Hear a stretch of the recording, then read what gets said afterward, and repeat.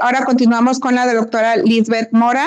Sí, ya está poniendo su presentación con síndrome de ovarios poliquísticos. Les comento, voy a hablar de síndrome de ovarios poliquísticos y empezamos. Estos son los puntos que vamos a tratar, algunas generalidades, definición, fisiopatología, presentación, diagnóstico, tratamiento, seguimiento y algunas actualizaciones. Me voy a ir un poco rápido porque tengo poco tiempo, pero al final pongo mi correo electrónico y si alguien quiere la presentación se la puedo mandar también.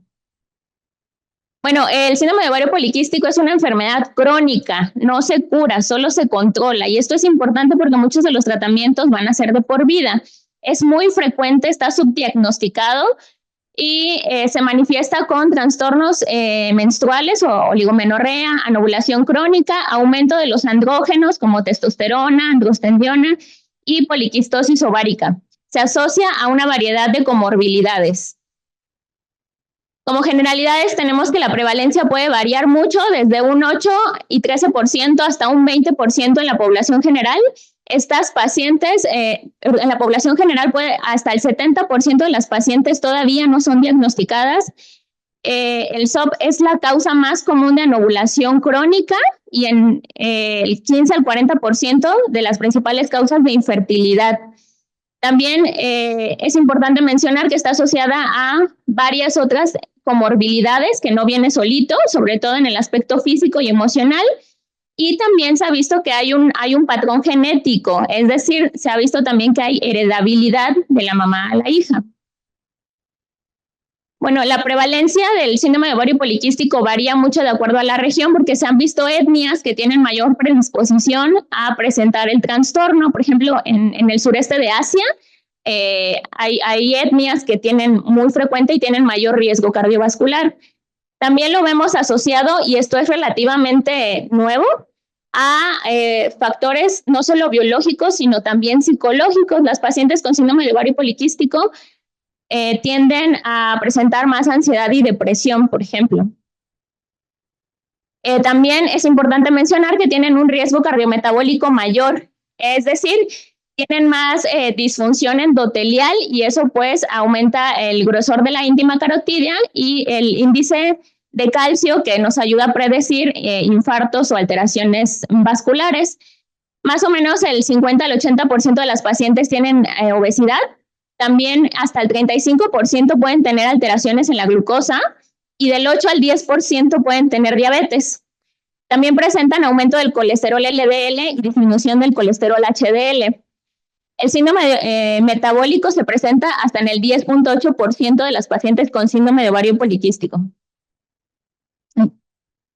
Bueno, ¿cómo se define el síndrome de ovario poliquístico?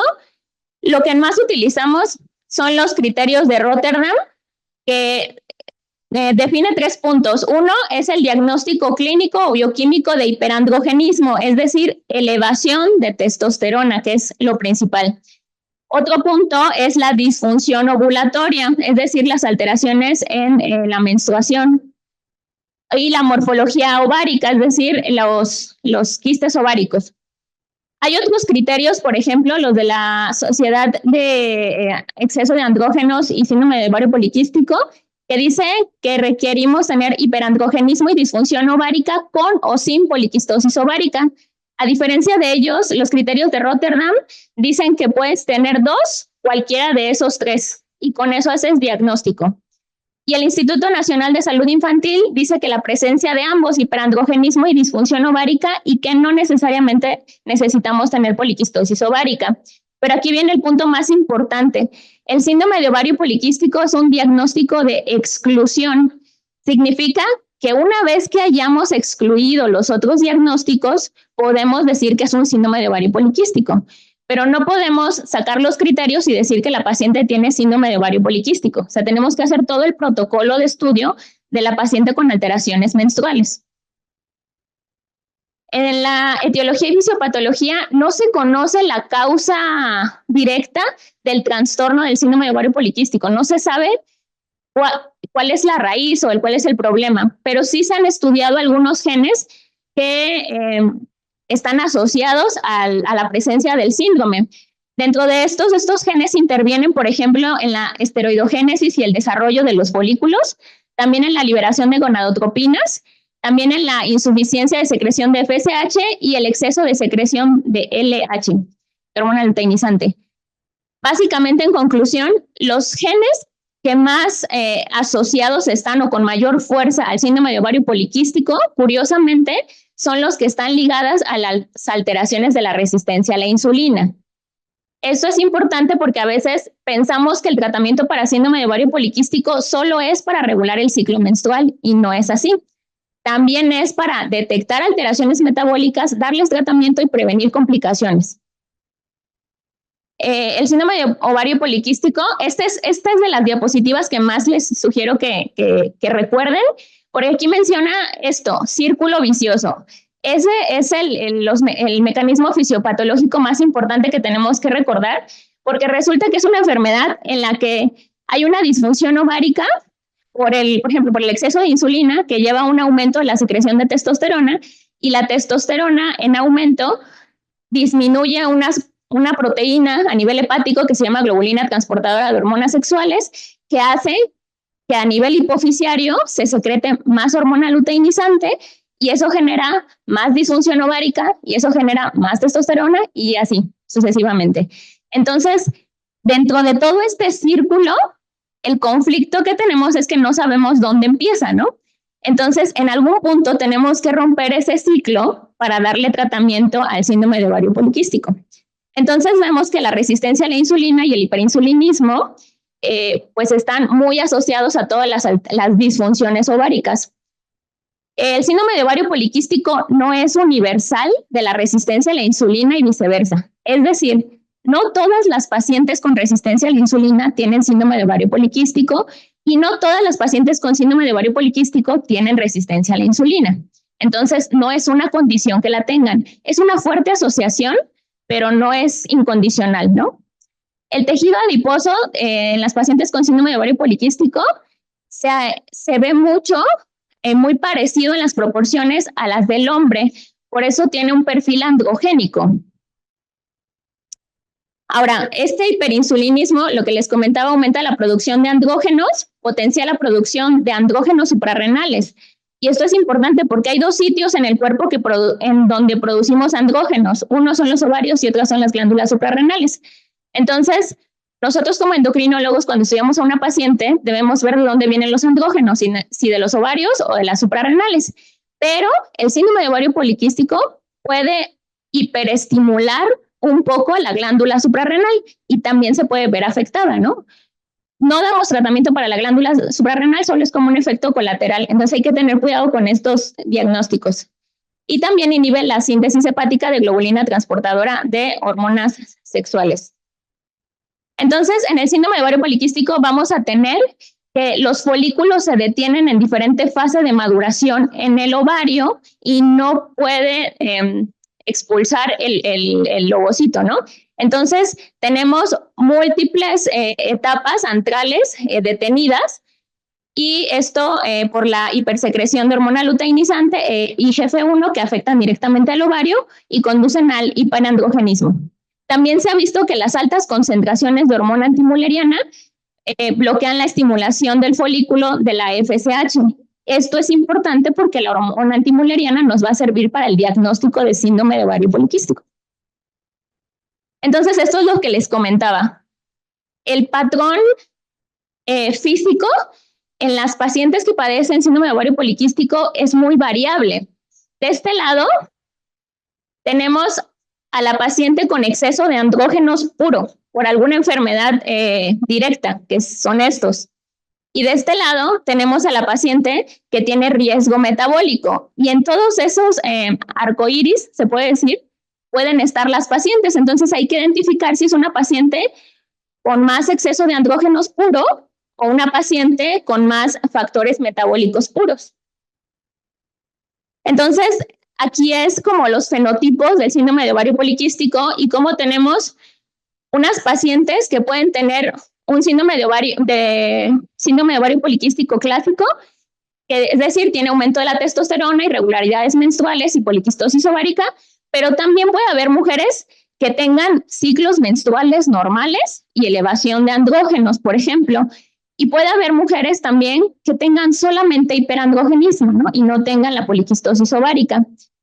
Entonces, dependiendo en todo este panorama, es que se va a dar un fenotipo a los pacientes. Entonces, el diagnóstico es clínico, imagenológico y bioquímico. Dentro del diagnóstico clínico, el aumento de la testosterona sucede después de la pubertad y pues puede haber un marcado hirsutismo, que es el exceso de vello, y utilizamos la escala de Ferriman-Gallwey, que la testosterona es el gold estándar para la evaluación del hirsutismo.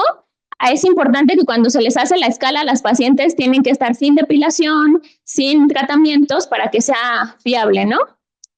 Esta es la escala, evalúa el área de bigote, barba, pecho, abdomen, área del pubis, antebrazo, piernas, espalda y espalda baja. En total son 36 puntos y en población general, si nos da más de 8 puntos, sería diagnóstico de hirsutismo. Pero en población mexicana nos movemos un poquito hacia arriba y decimos que más de 10 puntos hace diagnóstico.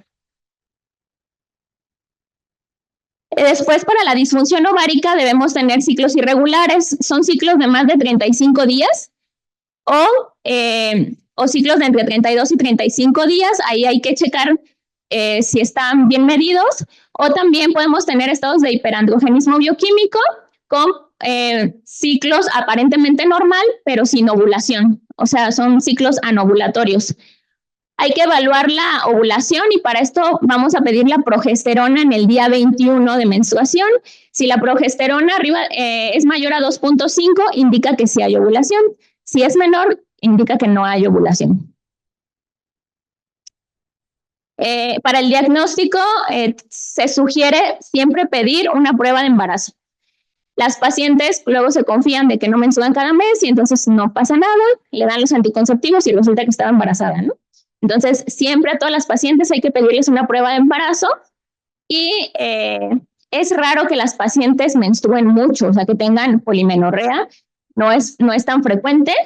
Y en algunas pacientes se les puede dar una prueba de medroxiprogesterona, 5 miligramos por 10 días, para una prueba de supresión para que libere el endometrio, ¿no? Si esto no pasa, es una prueba negativa y quiere decir que hay que buscar otro diagnóstico. Entonces tenemos la medición de la testosterona libre, es el gold estándar. El problema de la medición de la testosterona libre es que tiene que ser solamente por métodos aprobados y la mayoría de los laboratorios la hace por radioinmunoensayo y no es confiable. Entonces, a pesar de que la testosterona libre es la mejor, yo les sugiero que mejor pidan testosterona total y también podemos hacer el índice de andrógenos libres, que también mayor a 4.5 es hiperandrogenismo. Entonces hay que tener mucho cuidado con las mediciones de testosterona que mandamos porque la mayoría de ellas no van a ser útiles. El diagnóstico bioquímico pues sería una testosterona mayor a 2.08 milimoles sobre litro o por radioinmunoensayo y por electrolisis menor a 1.7.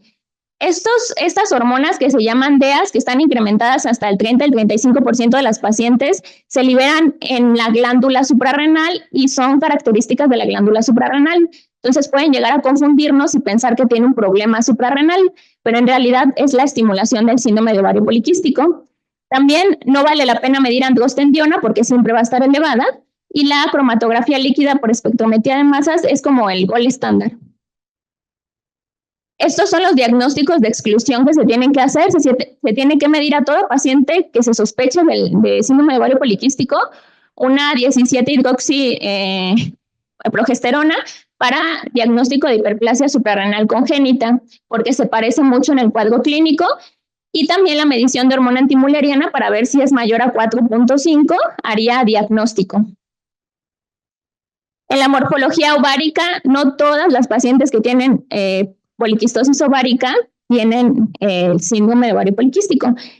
Requiere tener más de 12 folículos de entre 2 y 9 milímetros de diámetro o un volumen ovárico mayor a 10 mililitros para que se pueda considerar un criterio.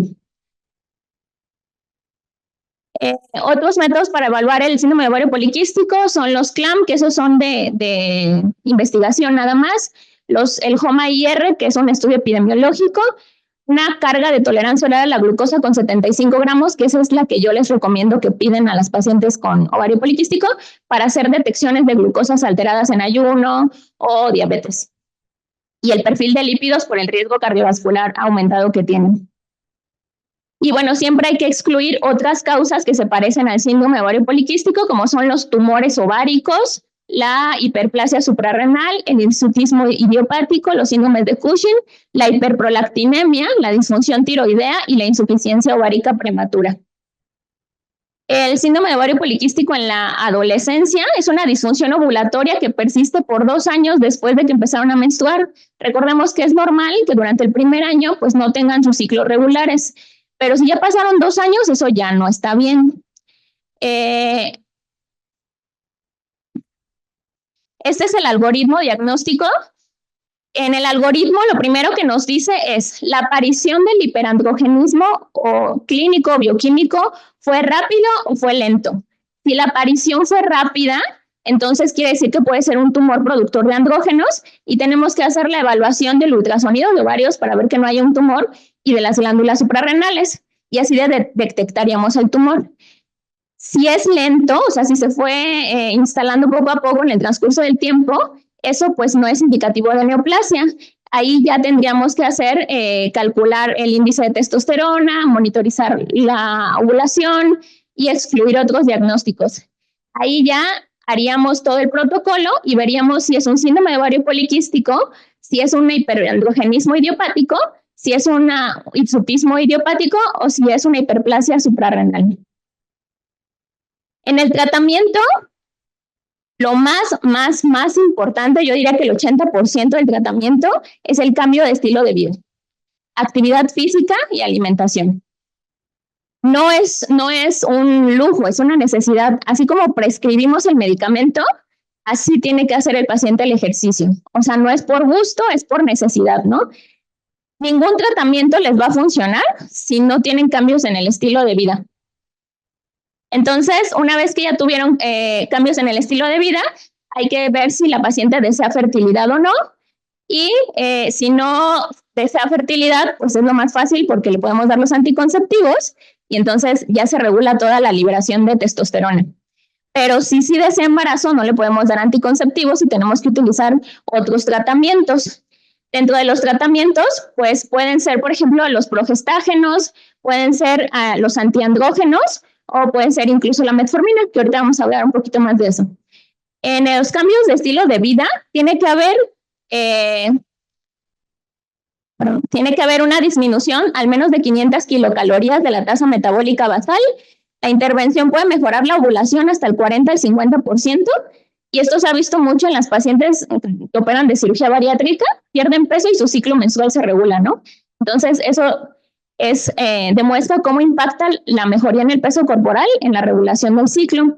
También hasta 30-40% tienen embarazos espontáneos. Esto es muy frecuente. Van a la consulta, las regularizamos y quedan embarazadas. Y dietas altas en proteínas, ejercicio de leve a moderado y siempre hay que buscar lo de la resistencia a la insulina. Al menos 30 minutos al día por 5 días a la semana. Y esta parte es muy importante. Siempre hay que darle apoyo psicoemocional a la paciente porque hay que recordar que tiene alteraciones en los andrógenos, en la testosterona, en los estrógenos, y eso va a conllevar alteraciones en el sistema nervioso. Entonces, siempre que sea consciente de su enfermedad, si requiere, pues apoyo por psicología o psiquiatría. Se recomienda una pérdida de peso entre el 5 y el 10% del peso corporal en el momento del diagnóstico. Hay que valorar los factores de riesgo cardiometabólicos, niveles de andrógenos, mejorar la función menstrual y mejorar la fertilidad. El tratamiento de primera línea son los anticonceptivos. El riesgo de cáncer endometrial disminuye hasta el 40%, ya que si las pacientes no menstruan, pueden aumentar la hiperplasia endometrial y con ello el cáncer endometrial. Persiste la protección hasta 20 años después de que los utilizamos y todas las formulaciones son válidas porque mejoran el acné. Entonces, son una excelente opción para los pacientes con síndrome de ovario poliquístico. Obviamente hay que tener en consideración algunos efectos adversos, sobre todo, por ejemplo, la migraña con aura y el sangrado vaginal no programado. Hay otras, como por ejemplo la obesidad extrema, no podemos darlos por el riesgo de trombosis. Entonces, nada más contemplar esto si vamos a decidir utilizarlo. Hay algunos progestágenos que se recomiendan utilizar, porque el problema de estas pacientes es que tienen un exceso de andrógenos y necesitamos la contraparte de los progestágenos para que no desarrollen cáncer endometrial. Entonces, los progestágenos son muy importantes en estas pacientes. ¿Cuáles? Los que tienen mayor efecto androgénico, que serían estos que les marco aquí. Y bueno, el tratamiento tiene más beneficios que riesgos realmente. Y hay otros tratamientos como la depilación, algunos fármacos combinados que contienen progestágenos. Con los progestágenos, por ejemplo, los mejores son la clormadinona y la ergospirenona, pero tienen mayor riesgo de trombosis venosa, entonces no se recomiendan en general. Los anticonceptivos con progestágeno serían una buena opción, por ejemplo, el Diumirena, que tiene progestágeno, es una buena opción para estas pacientes también. Y en el hiperandrogenismo podemos disminuir la carga con espironolactona, que es un inhibidor de la 5-alfa reductasa, y también puede competir con la dihidrotestosterona por la unión al receptor de andrógenos. Eso significa que mejora mucho el hiperandrogenismo. Hay otros tratamientos que no son tan eficaces, pero pues no hay muchas opciones, como el finasteride o la flutamida. Y en cuanto al hiperinsulinismo, en aquellas pacientes que por alguna razón, sobre todo las adolescentes, no pueden o no quieren utilizar anticonceptivos, la metformina es una buena opción. Se ha visto que reduce el hiperinsulinismo y disminuye la testosterona 20-25%. No es la primera opción, pero sí es muy funcional. Y mejora también la oligomenorrea, pero no tiene ningún efecto en el vellito. El tratamiento con metformina tiene que ser dosis altas. 500 miligramos no le va a servir a la paciente, tiene que ser dosis altas de metformina. Yo les digo que a veces incluso requerimos más que los pacientes con diabetes. Necesitamos más o menos entre 1.5 y 2 gramos al día. Va a ser primera línea cuando tenemos resistencia a la insulina, niñas y adolescentes con síndrome de ovario poliquístico, y para prevenir o retrasar la progresión de la enfermedad metabólica. Inositol, como que se puso de moda y preguntan mucho que si funciona o no funciona. Si hay evidencia, es controversial, pero en general sí hay evidencia de que pueden mejorar las concentraciones y la captación de glucosa y la señalización de FSH y participa en la síntesis de andrógenos. Entonces, sí pudiera ser una opción. También se ha visto que garantiza una adecuada maduración de los ovocitos, modula la liberación de calcio en las mitocondrias y mejora las concentraciones de hormona antimuleriana. Todavía no hay estudios tan sólidos que lo recomienden de la misma forma que los anticonceptivos o la metformina, pero pues sí se está trabajando en que sea parte de. La dosis requerida son 2 gramos al día, entonces no todos los productos llegan a estas concentraciones. El tratamiento de fertilidad ya va a ser con objetivo de buscar en la ovulación. El citrato de clomifeno es la primera línea. Se pueden repetir los ciclos, o también la estimulación con gonadotropina sería otra opción. Y en algunas pacientes que tienen hiperestimulación de la teca en el ovario, tienen un exceso bastante fuerte de andrógenos que ni los anticonceptivos ni ningún tratamiento puede disminuir. En ellas se recomienda pues la reducción mediante procedimientos quirúrgicos, como es la resección en cuña y la perforación laparoscópica ovárica, pero estamos hablando de cosas ya muy extremas. Y para el seguimiento se recomienda darle una primera visita y darle un seguimiento a esa paciente. Hay que estarle valorando el riesgo cardiovascular, el colesterol, la glucosa, la ovulación, la fertilidad, el estado emocional. Entonces, esa paciente no se va a su casa y nunca regresa, no, necesita llevar un seguimiento. El vello no responde rápido a los tratamientos, puede tardar hasta 6 meses en responder. El acné de 1 a 2 meses, alopecia androgénica hasta 2 años.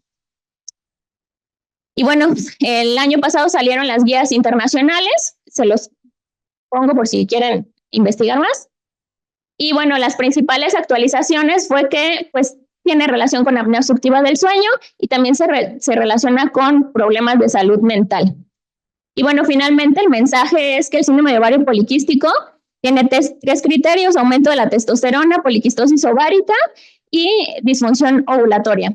Tiene mayor riesgo de infertilidad, hiperplasia endometrial, cáncer endometrial y alteraciones metabólicas. Que es muy importante los cambios en el estilo de vida y que los anticonceptivos son los fármacos de primera línea. Se debe hacer una búsqueda intencionada de alteraciones metabólicas porque estas pacientes tienen mayor riesgo de infartos, mayor riesgo cardiovascular y son embarazos de alto riesgo también. Entonces, a esa paciente tienen que darle un manejo integral. Eso es todo. Gracias.